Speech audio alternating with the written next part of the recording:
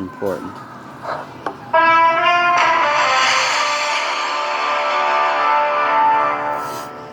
You might think you know the spirit, but here are 12 facts you may not have known about the ghost of Wildwood Cemetery.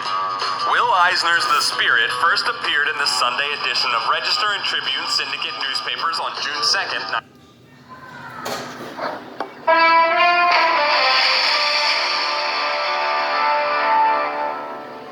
You might think you know the spirit, but here are 12 facts you may not have known about the ghost of Wildwood Cemetery.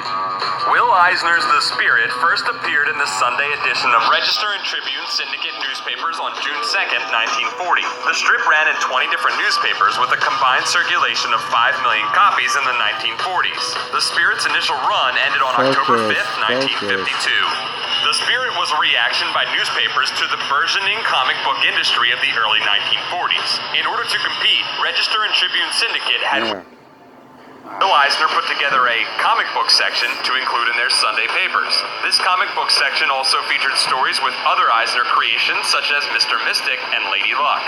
The Spirit is the crime-fighting identity of presumed dead detective Denny Cole, whose base is under his own grave in Wildwood Cemetery. He encounters numerous villains and femme fatales such as the Octopus, Dr. Cobra, Pagel, Sans Serif, and adventuress Silk Satin. Alright, the elephant in the room. The Spirit's sidekick was Ebony White, a racist caricature drawn in a minstrel show style. While Eisner tried to write Ebony as a well-rounded character, nevertheless, his look and speech patterns are highly archaic and offensive. More modern depictions of Ebony have removed such racist elements. Over the course of the Spirit's run in newspapers, Eisner employed various assistants and ghost artists. First, because he was fighting in World War II, and then because of his workload. Perhaps most notably, the strip's final year was written by Jules Pfeiffer and legendary artist Wally Wood, who sent the Spirit into space. Other notable assistants and ghost artists on the Spirit include